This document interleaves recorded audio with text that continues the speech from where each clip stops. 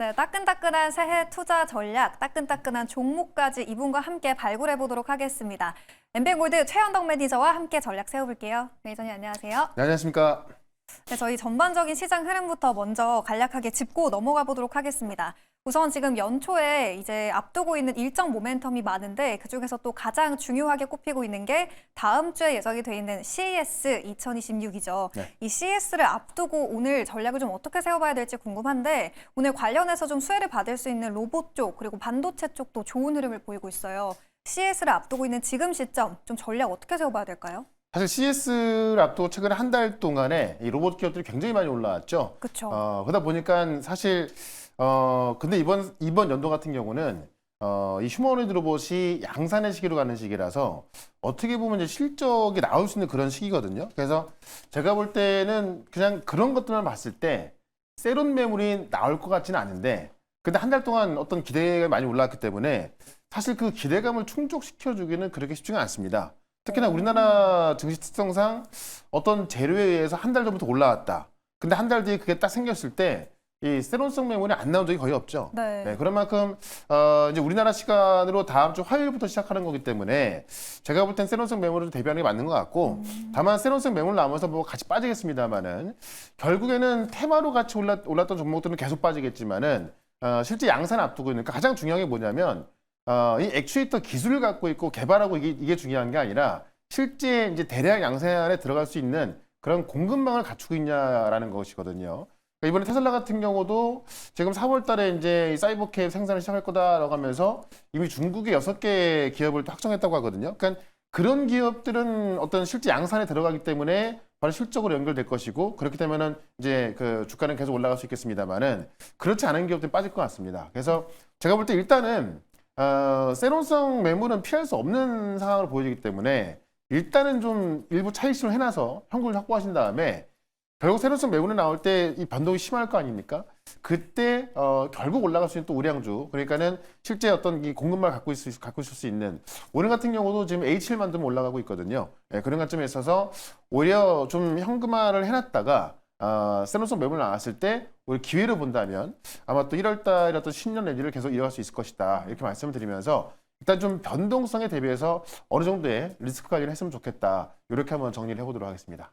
네, CES가 막상 이제 개막을 하면 오히려 새로운 매물이 또 나올 수 있기 때문에 양산이 실제 가능한 로봇주들 위주로 좀 옥석 가리기를 해보시는 게 좋을 것 같습니다. 네. 그리고 다음 질문은요. 이제 올해 전반적으로 좀 큰 가닥을 어느 쪽으로 잡아봐야 될지 궁금한데요. 네. 사실 2025년에는 코스피 시장 대비해서 코스닥이 조금 더 저조한 흐름을 보여줬죠. 네. 올 한 해 동안에는 코스닥 시장이 조금 더 우위를 점할까 궁금한데 코스피와 코스닥 중에 좀 어느 쪽에 조금 더 이 초점을 맞춰보는 게 좋을까요?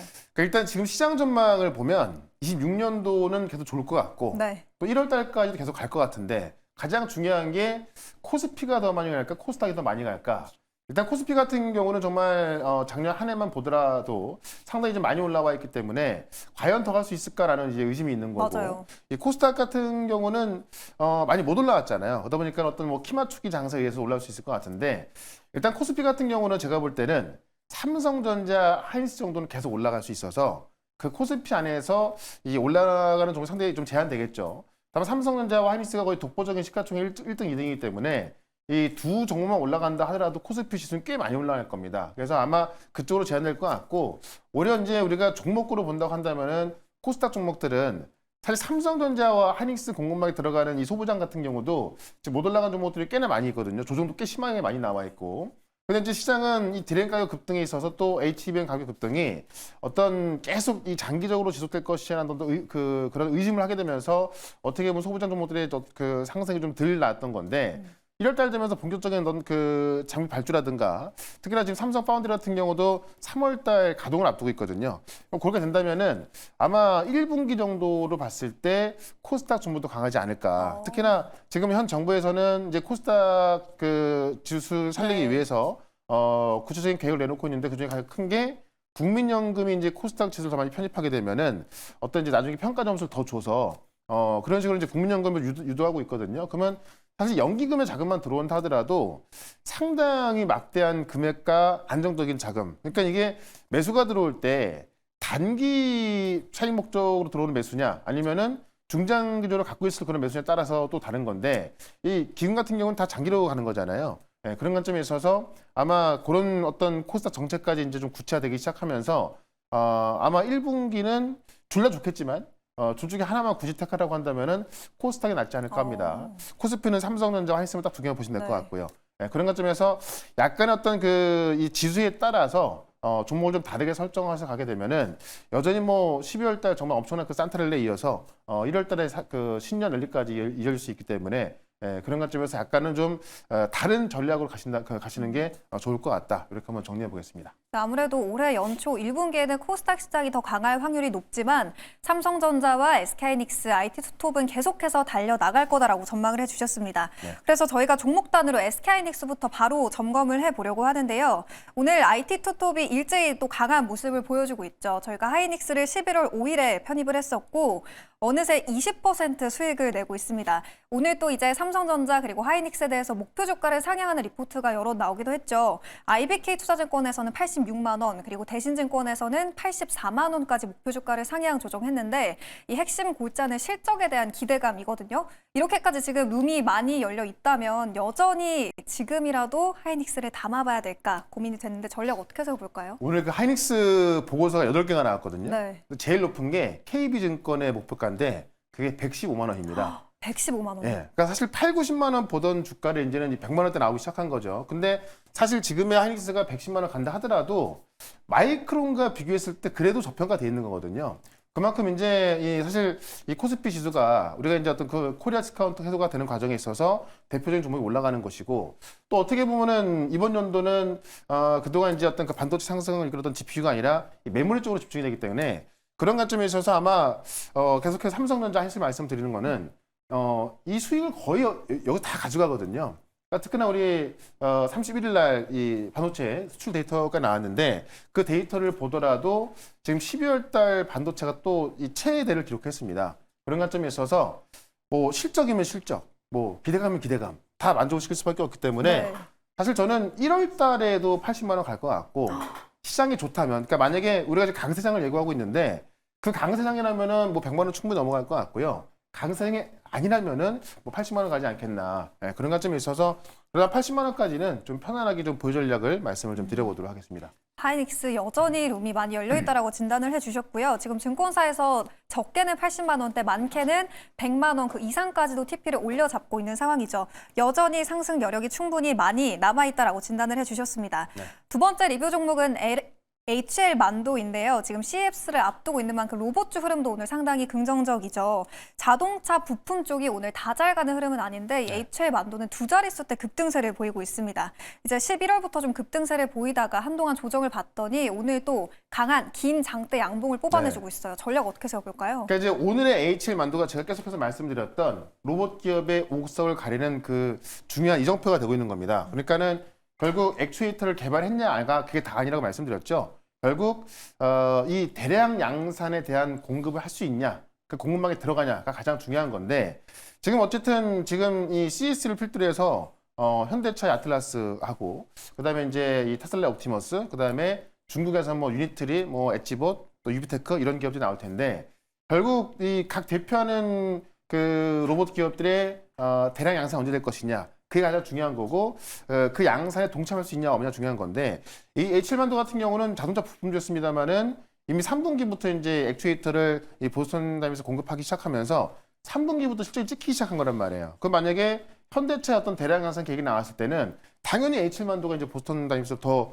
어떤 그 매출 크기가 증가할 수밖에 없겠죠. 네. 그러니까 그런 기업들만 가는 겁니다. 그래서 아마 다음 이렇게 급등이 나온다 하더라도 다음 주 이제 화요일 정도에는 또 아마 좀 그 세너성 매물이 나올 텐데 그때 이렇게 잘 올라가던 우량주들을 매수할 수 있는 기회다라고 말씀을 드리면서 결국에 이 H7만도 같은 경우도 이제 현대차 공급망으로 가는 거기 때문에 추가적인 상승을 좀 갈 수 있다라고 말씀을 드리면서 조정시 매수 전략 말씀드리고요. 여전히 보유 전략 말씀을 좀 드려보도록 하겠습니다. 네, HL 만도의 후속 전략까지 함께 세워봤고요. 마지막을 로봇주 안에서 로보스타도 점검해 보도록 하겠습니다. 저희가 이번 주에 매수를 했었죠. 12월 29일에 매수한 이후에 2%의 수익을 현재 내고 있습니다.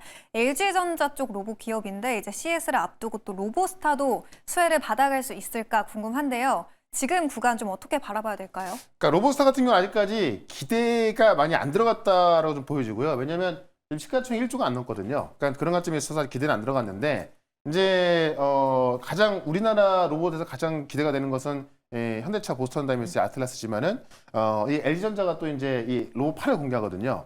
그러니까 로봇8이 가장 중요한 하드웨어 역할을 하는 건데 지금 그런 것들을 공개한다라고 해서 이제 어떤 그 영상까지 띄웠기 때문에 그런 기대감에 실제 그 로봇8에 대한 어떤 정교함이 좀 보여진다 한다면은 아마 로봇스타가 올라갈 것 같아요. 그런 관점에 있어서 역시나 또 CES 앞두고 조정이 남았을 때는 로봇스타 같은 경우도 지금도 조정시 매수 관점 괜찮다. 이렇게 한번 정리를 해보겠습니다. 네, 이번 CES에서 또 LG전자가 두 팔이 달린 홈 로봇을 공개하겠다라는 점을 밝힌 바 있죠. 관련해서 로봇스타가 수혜를 받아갈 수 있기 때문에 조정 시에 매수 전략 세워보도록 하겠습니다. 그렇게 해서 이제 오늘 올해의 첫 번째 거래일 좀 어느 업종에 가장 집중을 해봐야 될지 궁금한데요. 탑픽 업종 오늘 반도체 또 가져와 주셨네요. 네, 일단은 그 수출 데이터를 봤을 때 12월 31일 날 수출 데이터가 나왔죠. 우리가 이제 사실 뭐 이 미국의 관세 때문에 좀 어려움도 있었습니다만은 그런 와중에도 12월 달에 또 역대 최고를 좀 기록을 했습니다. 그래서 역대 최고를 기록했는데 그 주인공이 이제 반도체였다는 거죠. 반도체만 봤을 때 43%가 증가하면서 208달러 기록했고요.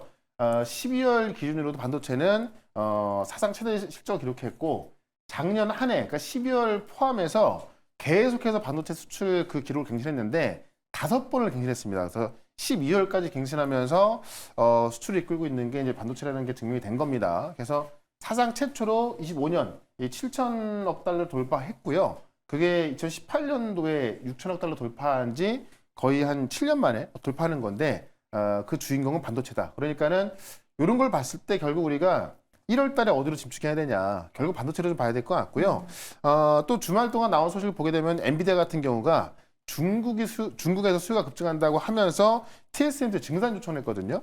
이거 한번 생각을 해보시면 일단 중국 기업들은 엔비디아에 H200 물량을 이제 달라고 하고 있습니다. 그래서 그게 지금 뭐 엄청난 수요가 나오고 있는 건데 가장 중요한 게 아직까지 트럼프는 승인했는데 중국은 아직 승인 안 한 거잖아요.